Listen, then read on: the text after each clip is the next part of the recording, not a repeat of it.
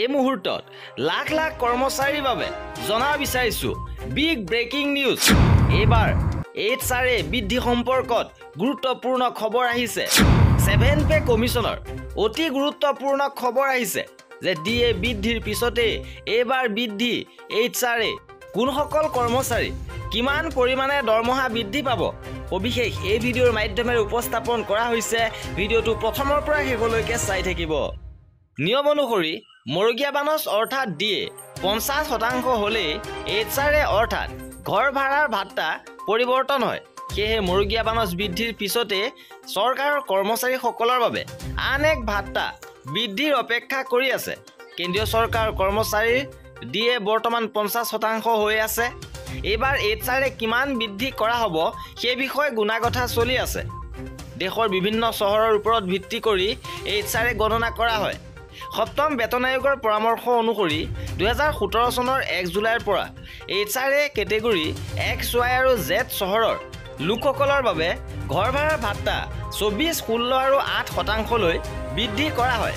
ইয়াৰ পূৰ্বে যেতিয়া DA 25% উপনীত হৈছিল তেতিয়া ক্ৰমান্বয়ে X, Y আৰু Z শ্ৰেণীৰ চহৰত বেচিক পে হিচাপে 27, 18 আৰু 9% সলনি কৰা হৈছিল। যদি কোনো কৰ্মচাৰীৰ বেচিক বা মূল বেতন 35,000 টকা, সেই ক্ষেত্ৰত X, Y আৰু Z কেটেগৰীৰ ক্ষেত্ৰত HR কিমান হ'ব পাৰে?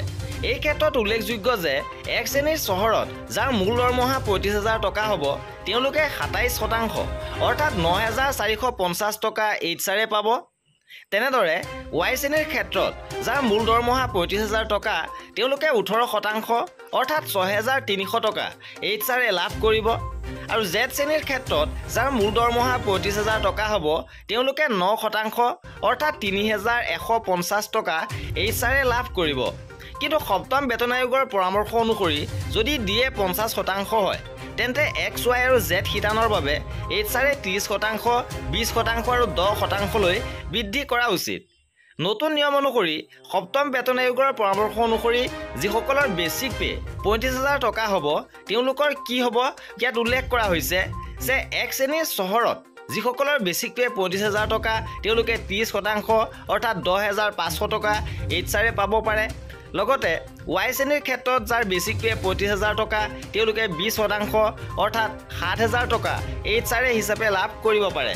তেনেদৰে Z শ্ৰেণীৰ ক্ষেত্ৰত যাৰ মূল দৰমহা 35,000 টকা তেওঁলোকে 10% হাৰত 3,500 টকা HR লাভ কৰিব পাৰে। আৰু কৰ্মচাৰীসকলৰ এনেধৰণৰ খা খবৰৰ বাবে আমাৰ চেনেলটো ছাবস্ক্ৰাইব কৰি ৰাখিব। ভিডিঅ'টো শেষলৈকে চোৱাৰ বাবে বহুত ধন্যবাদ।